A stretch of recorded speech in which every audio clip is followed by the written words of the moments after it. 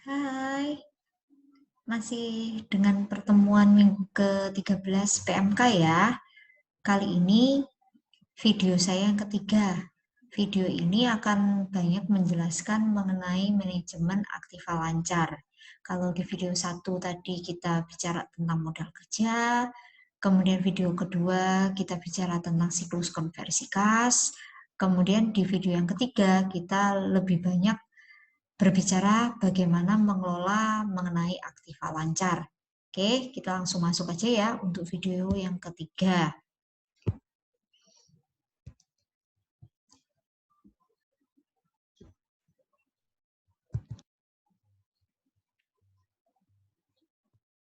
Nah, untuk yang pertama, seperti yang dijelaskan di video yang kedua, yang namanya siklus konversi kas, bagaimanapun juga perusahaan harus mengelola supaya tidak terlalu panjang atau meminimalkan gitu ya. Dengan satu, mengefisienkan proses produksi atau AI-nya itu menjadi lebih pendek gitu ya, sehingga produksinya menjadi lebih cepat. Kemudian yang kedua, kaitannya dengan apa? Proses ACP. ACP-nya menjadi lebih efisien juga gitu ya. Artinya pada saat penjualan terjadi, penerimaan hasil dalam bentuk uang tunai yang diterima oleh perusahaan itu menjadi lebih cepat. Kemudian tadi yang ketiga kaitannya dengan memperpanjang APP gitu ya.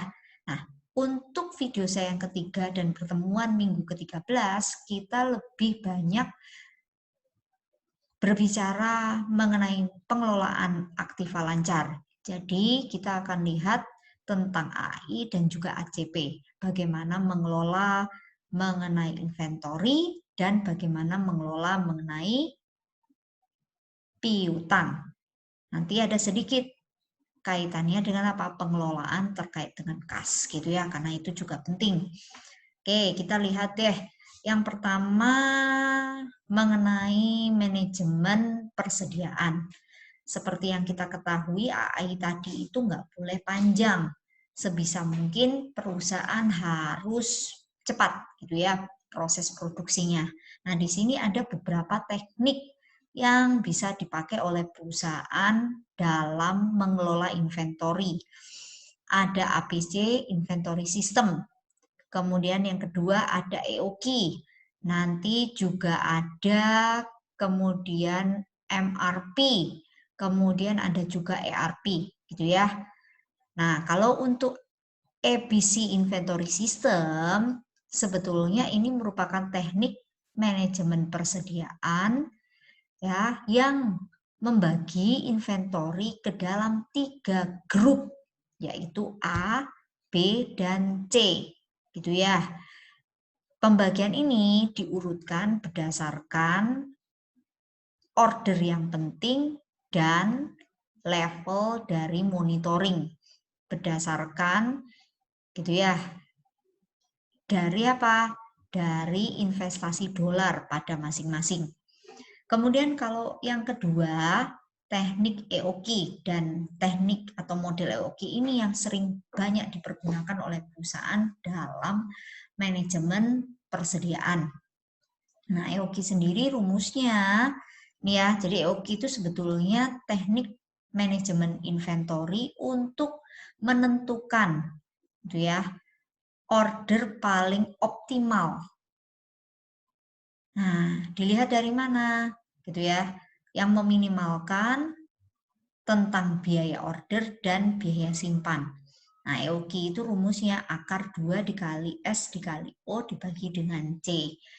Nah, nanti di dalam EOQ itu kita juga akan melihat mengenai reorder point, gitu ya. Reorder point sendiri sebetulnya batas atau titik gitu ya pada saat akan melakukan proses untuk order kembali. Nah, kenapa? Karena kita juga tahu yang namanya proses produksi tidak boleh terhambat. Sementara pada saat perusahaan Ya, mungkin melakukan pemesanan terkait dengan bahan baku, bisa terjadi adanya lead time dari supplier, gitu ya. Jadi supplier sudah kirim, tapi proses untuk sampai ke kitanya itu tidak sesuai dengan waktu yang dijanjikan, ya karena ada lead time tadi, ya keterlambatan di jalan. Maka dari itu biasanya perusahaan akan memiliki yang namanya safety stock, gitu ya, untuk mengantisipasi kemungkinan tadi ada lead time. Nggak mungkin kemudian perusahaan itu tidak punya stok di gudang. Oke, dia pasti punya dana stok jaga-jaga supaya apa? Supaya proses produksinya tidak terhambat. Nah, untuk menghitung EOQ caranya seperti apa? Ini ada contoh gitu ya. Ada Max Company.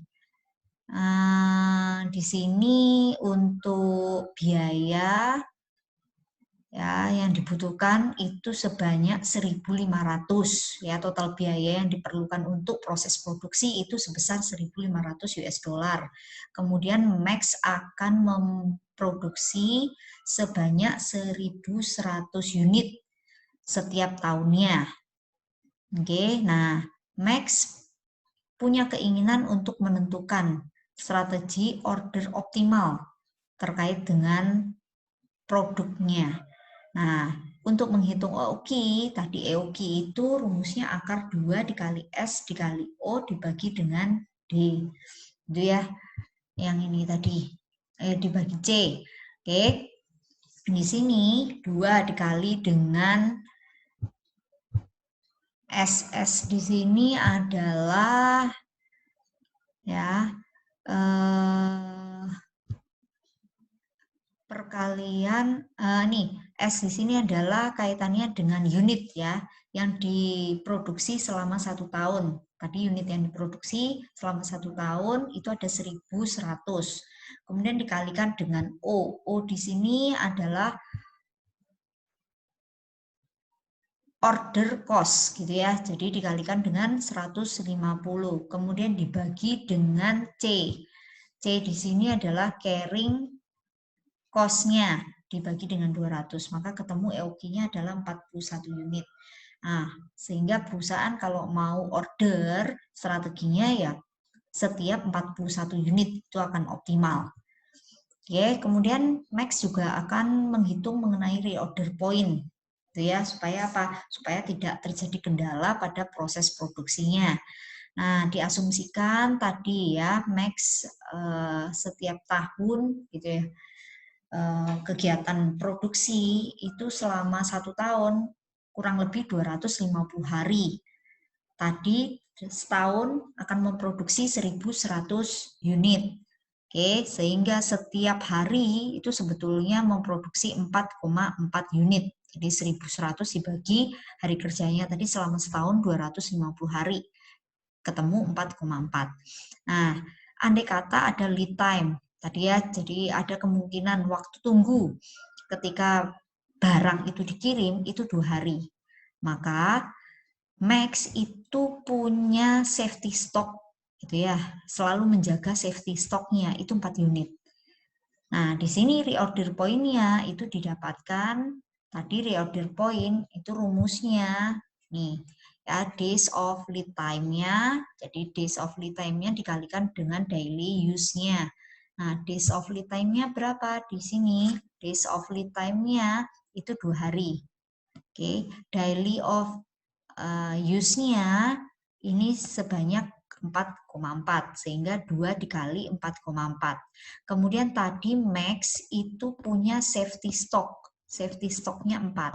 Sehingga ini ditambahkan 4. Artinya di sini ketemu angka untuk reorder point kalau sudah menyentuh gitu ya persediaan di 12,8 unit. Nah, ini biasa diekuivalenkan 13. Jadi kalau perusahaan itu produksinya, inventorinya gitu ya, itu sudah di titik 13, maka saatnya perusahaan akan melakukan pemesanan kembali. Nah, setiap pesan yang optimal itu di 41 unit gitu ya. Oke, kemudian tadi ya, teknik yang lain selain EPC system, kemudian ada EOQ, itu juga ada just in time. Nah, kalau just in time biasanya tidak ada yang namanya safety stock, sehingga yang namanya inventory itu ya sudah barang dibutuhkan ya pada saat itu juga baru dikirim gitu ya bahan bakunya atau kebutuhan terkait dengan produksinya. Oke, kemudian ada lagi untuk manajemen persediaan kaitannya kalau dengan menggunakan sistem ya computerized atau komputerisasi. Nah, itu ada MRP system ya. MRP system itu ada MRP 1, ada MRP 2, kemudian ada ERP. Nah, ini silakan nanti Anda bisa baca di dalam slide ya.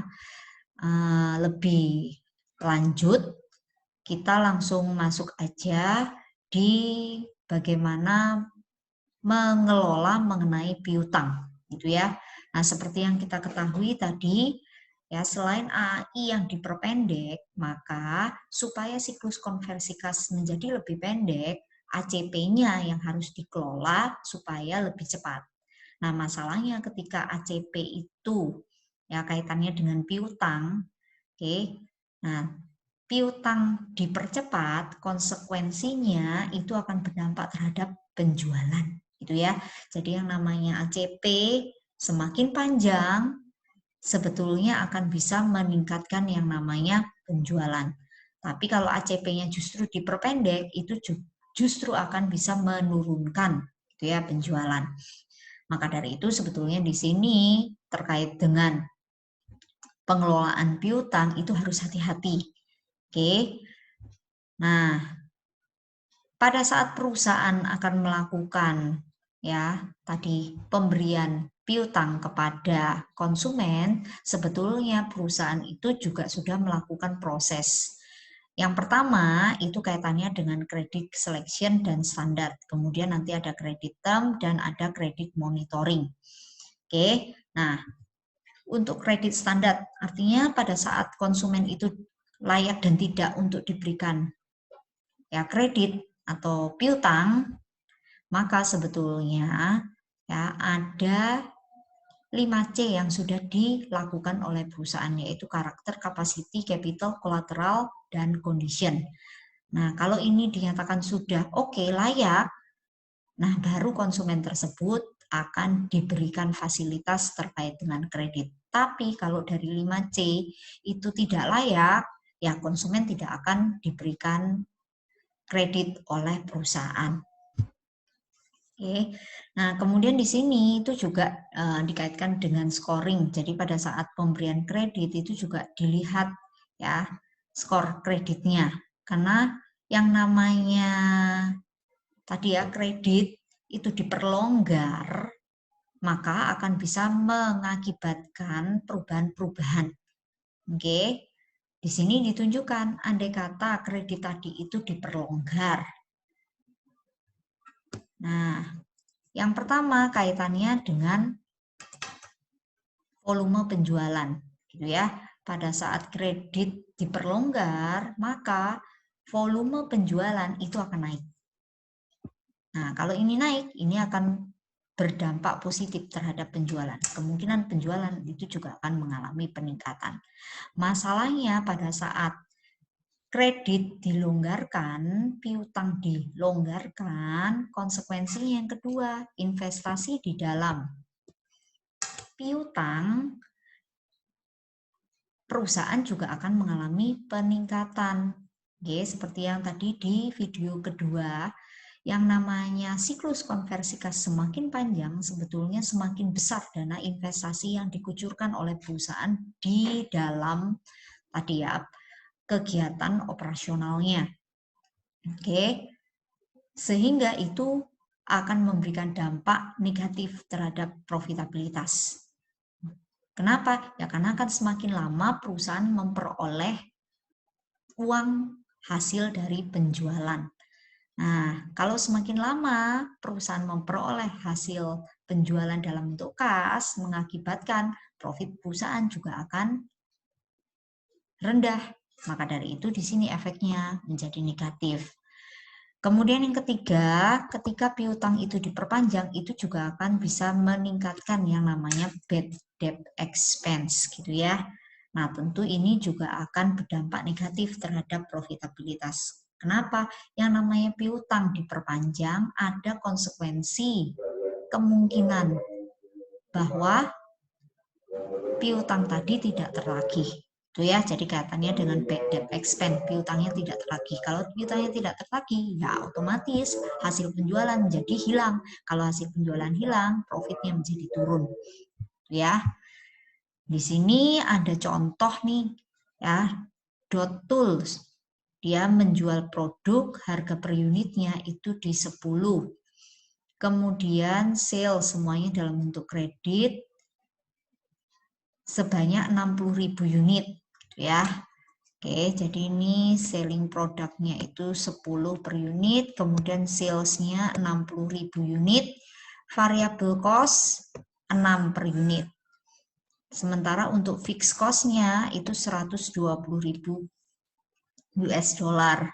Nah, perusahaan berusaha untuk kemudian ini ya, melonggarkan. Saat ini perusahaan itu melonggarkan kredit standarnya.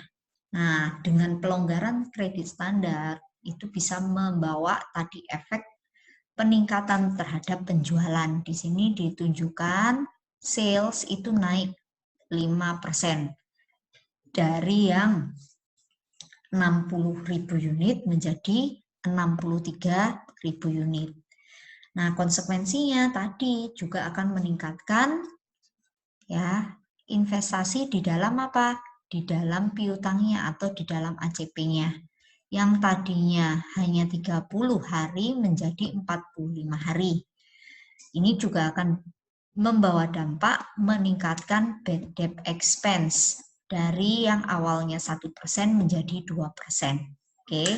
Nah, ditunjukkan andai kata perusahaan tidak melonggarkan, maka dana investasi di dalam piutang andai kata itu diinvestasikan, ada kemungkinan ya hasil sebesar 15% yang bisa didapatkan oleh perusahaan. Nah, di sini perusahaan perlu untuk menghitung nih, gitu ya, apakah kemudian perlu dilonggarkan kreditnya ataukah tidak. Nah, cara menghitungnya seperti apa, gitu ya. Yang pertama kita lihat dulu, tadi kaitannya dengan peningkatan penjualan. Nah, peningkatan penjualan dari 60.000 menjadi 63.000. Masalahnya profit yang diterima itu bukan 3.000 dikali dengan harga jual produk. Harga jual produknya tadi itu di berapa? 10.000, bukan. Itu ya. Jadi profitnya bukan kemudian 3.000 dikali 10.000. Kenapa? Ya karena yang namanya biaya itu ada biaya tetap dan ada biaya variabel. Nah, biaya tetap itu termasuk sunk cost gitu ya. Jadi sebetulnya biaya yang tidak perlu diperhitungkan, tidak akan berdampak terhadap perubahan di dalam penjualan. Oke, jadi yang namanya penjualan mau tambah 3.000 atau 5.000, ya sama aja biaya tetapnya sebesar 120.000 US dollar. Oke, sehingga itu sebetulnya harus dikeluarkan dari profit yang akan diperoleh perusahaan dari tambahan penjualan. Yang diperhitungkan yang mana? Yang diperhitungkan itu yang variable cost, gitu ya. Oke, tadi penjualan naiknya berapa? 3.000. Maka dari itu profit yang diperoleh perusahaan tadi ya harga jualnya itu 10, biaya variabelnya 6. Kalau begitu profit contribution-nya itu hanya 4. Sehingga profit yang diperoleh dari pelonggaran kredit sebetulnya 3.000 dikali dengan 4 gitu ya, sebesar 12.000.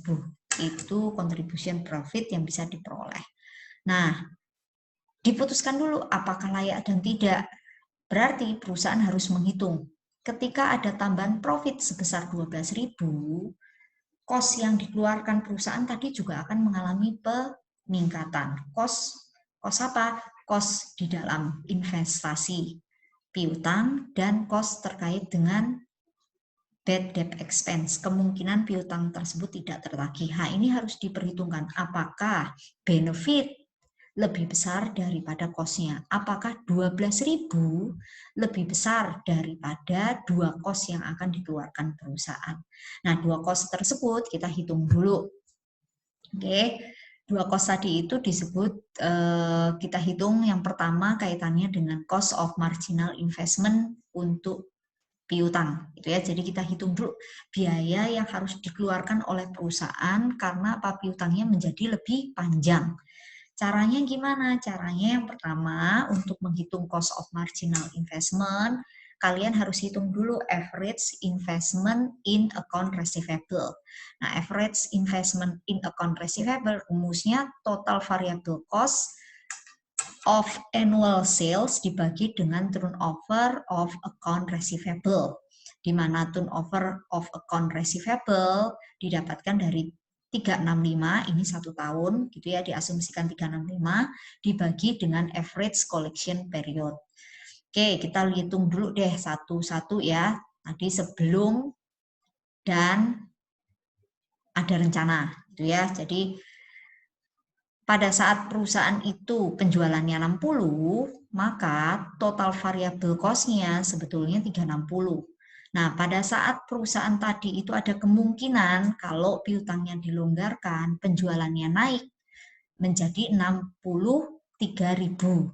Maka sebetulnya total variable cost-nya juga bertambah, tidak lagi 360 tetapi 378. Kemudian untuk turnover account receivable-nya itu juga ya, kalau yang awal sebelum ada penambahan, sebelum tadi dilonggarkan kreditnya, penjualannya sebesar 60.000, itu turnover di account receivable-nya 12,2.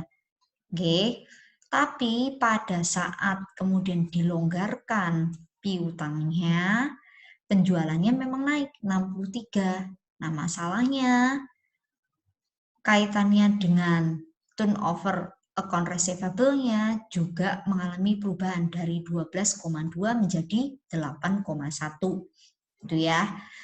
Oke, menjadi lebih lama ya perputaran untuk mendapatkan piutang. Oke, dari yang tadinya itu setahun bisa 12 kali, ini sekarang setahun hanya 8 kali. Dari dua perhitungan tersebut, kita bisa mendapatkan average investment in account receivable. Didapat dari, tadi rumusnya apa? Rumusnya dari ini total variable cost dibagi turnover account receivable. Total variable cost-nya tadi, ya pada saat penjualannya 60.000, yaitu sebesar 360. Dibagi turnover pada saat penjualannya 60.000 itu 12,2. Ketemu 29.508. Kemudian pada saat penjualan itu naik 5%, ketemu rata-rata investasi di dalam piutangnya naik menjadi 46.667. Jadi yang tadinya ya investasi di dalam piutang 29.508, sekarang ya dengan rencana untuk melonggarkan kredit itu bertambah menjadi 46.667. Nah, ini harus diperhitungkan gitu ya. Apakah memang layak ataukah tidak. Nah, andai kata ya kenaikan tadi berarti ada berapa? Ada penambahan 17.000 dari 29 menjadi 46, itu ada penambahan sebesar 17.000. Andai kata 17.000 tadi itu diinvestasikan di tempat lain, akan dapat 15%. Jadi sebetulnya ada biaya kehilangan ya investasi di tempat lain sebesar 2.000. Maka dari itu cost of marginal investment di dalam AR-nya itu yang 2.500. Oke, jadi karena perusahaan itu melonggarkan piutang, maka investasinya bertambah. Karena adanya investasi bertambah tersebut, itu ada biayanya berapa? 2.500 gitu ya. Kemudian selain tadi ada biaya investasi di piutang, maka juga akan meningkatkan biaya terkait dengan kemungkinan gagal bayar piutang atau cost of marginal bad debt. Nah, tadi pada saat 60.000 unit, maka gagal bayarnya itu 1%. Begitu 63, memang penjualannya naik, tapi kemungkinan untuk gagal bayarnya naik dari 1% menjadi 2%. Nah, di sini ditunjukkan kalau yang 1% tadi itu sebetulnya biaya gagal bayarnya itu cuma 6.000. Tapi ketika dilonggarkan, maka biaya terkait dengan bad debt expense-nya juga naik menjadi 12.600. Jadi ada penambahan sebesar 6.600. Oke, sekarang kita lihat tadi benefitnya sebesar berapa? Benefit yang didapatkan perusahaan itu 12.000.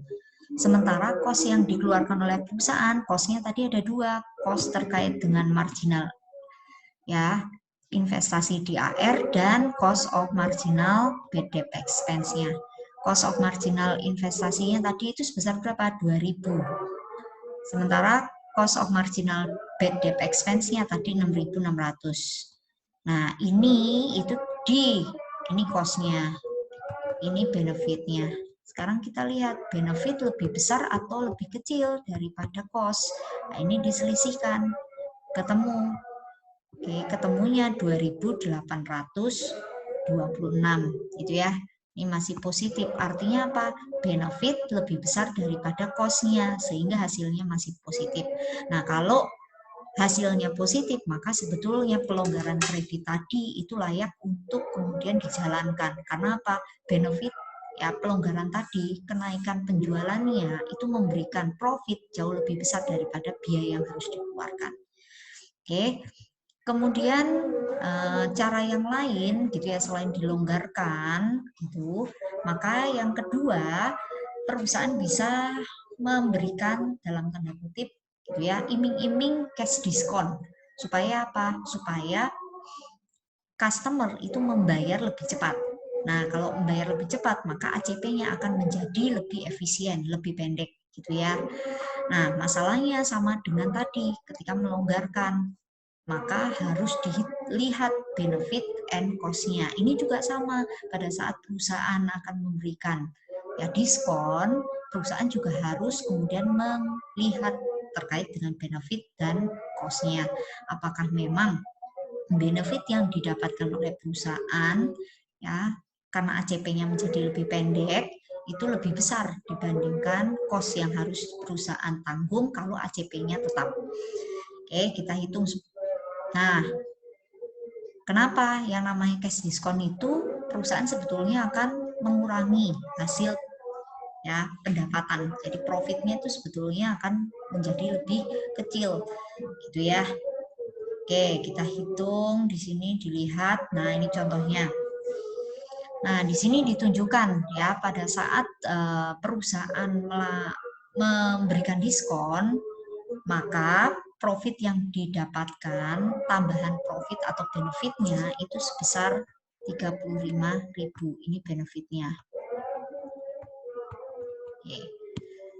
Nah, masalahnya perusahaan harus menghitung terkait dengan apa? Terkait dengan cost-nya gitu ya. Jadi pada saat memberikan diskon, maka ACP akan menjadi lebih efisien, lebih pendek. Kalau ACP menjadi lebih pendek, sebetulnya investasi di dalam piutang itu akan menjadi lebih kecil, gitu ya. Karena dananya bisa dialokasikan di tempat lain, akan memberikan keuntungan. Oke, maka kita akan lihat apakah memang ya biaya investasi di AP itu yang turun itu lebih kecil dibandingkan benefit yang didapatkan dari tadi ya dari cash diskonnya. Oke, karena cash diskon sekali lagi penjualan perusahaan itu hasilnya akan menjadi lebih kecil. Oke, di sini ditunjukkan ya, tadi benefitnya 35.000.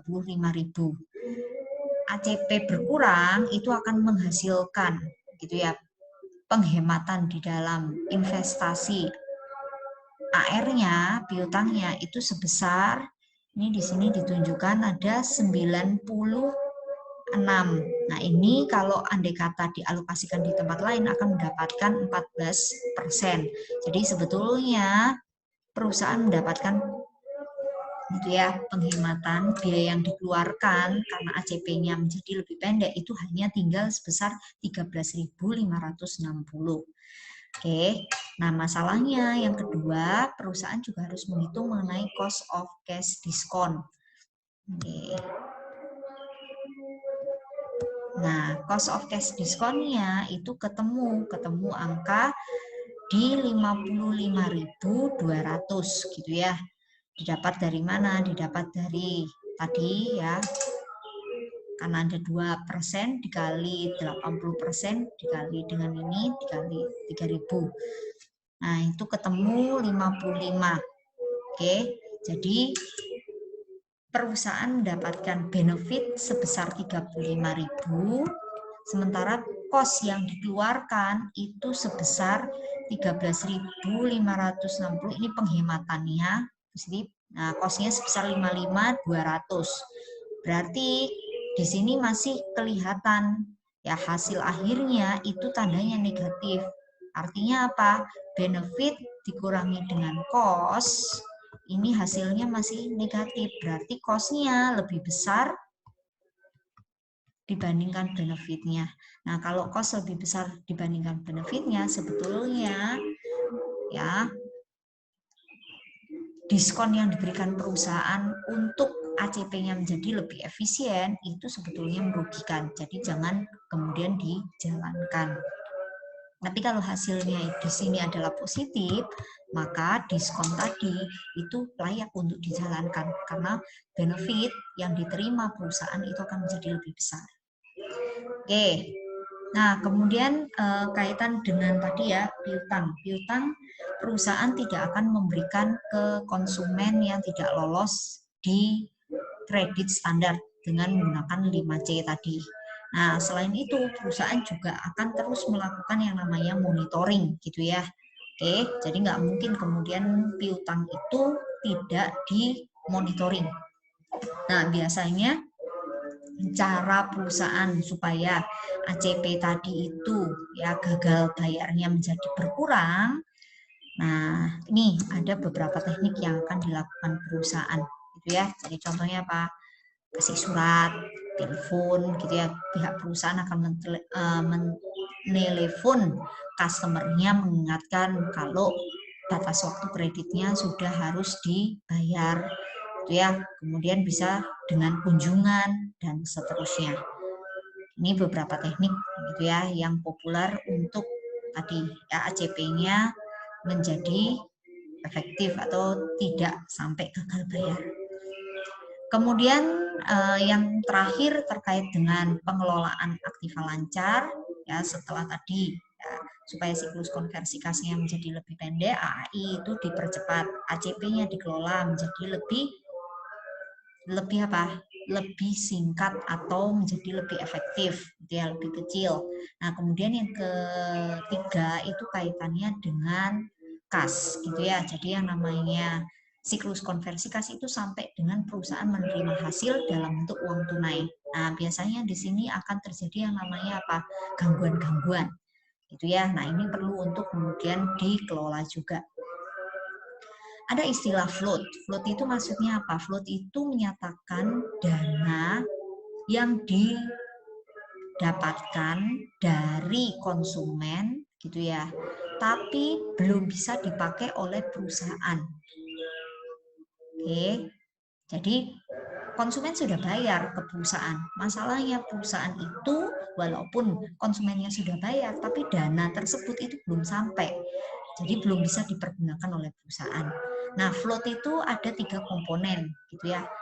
Yang pertama itu mail float, itu kaitannya dengan time delay, jadi ada keterlambatan waktu ya pada saat pembayaran ya dikirim sampai dengan diterima. Nah, itu biasanya ada tenggang waktunya. Itu ya, contohnya misalnya perusahaan pembayarannya dari konsumen dilakukan akhir weekend gitu ya, akhir Sabtu Minggu ya, bukan weekday, bukan hari kerja. Nah, biasanya itu akan masuk ke dalam account perusahaan itu hari kerja, maka terjadi apa? Penundaan, terjadi delay. Nah, itu mail float gitu ya. Kemudian ada processing float. Processing float itu apa? Nah, ini juga menunjukkan waktu antara penerimaan sampai dengan payment gitu ya, sampai dengan masuk di dalam account perusahaan. Nah, itu masih ada prosesnya gitu ya, dan prosesnya kadang-kadang juga tadi ya, bisa jadi lama, bisa jadi cepat kan gitu. Oke, kemudian ada clearing float. Kalau clearing float ini kaitannya dengan tadi ya, waktu antara deposit dari pembayaran sampai dengan dana itu bisa dipergunakan ya oleh perusahaan. Oke. Nah, maka dari itu biasanya untuk mengelola ya kaitan dengan tadi penerimaan dan gangguan-gangguan supaya apa? Semakin cepat ACP bisa diterima, semakin cepat hasil penjualan bisa diterima oleh perusahaan dalam bentuk uang tunai, ada teknik yang populer yang sering dipakai. Ya, ini dengan lockbox system. Maksudnya apa lockbox system? Kalau dulu ya konsumen itu membayar ya dengan cara apa? Ngirim pos, ini mungkin yang lama ya. Kalau sekarang sudah tidak ada rasanya kan gitu ya. Kalau dulu mungkin di sini digambarkan konsumen itu kalau mau bayar itu masih modelnya model yang kirim pos gitu ya, uangnya dikirim pos. Nah, kalau sekarang gimana? Enggak, semuanya sudah dalam bentuk transfer kan gitu ya. Nah, ini juga itu maksudnya di lockbox system itu prosesnya dengan apa? Dengan melibatkan perbankan gitu ya. Itu akan menjadi lebih cepat daripada istilahnya manual gitu ya, kirim uang ya itu dengan pos, wah itu butuh waktu yang cukup lama gitu ya, sampai ke perusahaan, wah bisa perusahaan tadi ya proses produksinya terhambat. Tapi kalau dengan menggunakan perbankan itu akan menjadi lebih cepat. Nah, itu maksudnya lockbox system. Oke. Kemudian di sini juga ya tadi ya gangguan-gangguan itu butuh untuk kemudian dikontrol gitu ya. Sehingga yang namanya sekarang, apalagi kalau sekarang sudah betul-betul gangguan-gangguan terkait dengan tadi ya penerimaan itu betul-betul karena kemajuan teknologi itu juga semakin kemudian semakin kecil kan gitu ya. Oke, jadi yang namanya perusahaan sekarang kalau sama konsumen mau bayar ya kontrolnya lebih mudah dengan apa transfer kan gitu ya. Bahkan sekarang ini lebih cepat ya antar bank. Kalau dulu transfer beda bank butuh waktu relatif lebih lama. Kalau sekarang enggak, ya hari yang sama itu masih memungkinkan untuk masuk asalkan masih di weekday, bukan di weekend. Nah, ini juga ya, jadi dengan cara apa? Ya kasnya dikonsentrasikan. Jadi proses yang digunakan oleh perusahaan tadi ya dengan apa? Buka account kan gitu ya.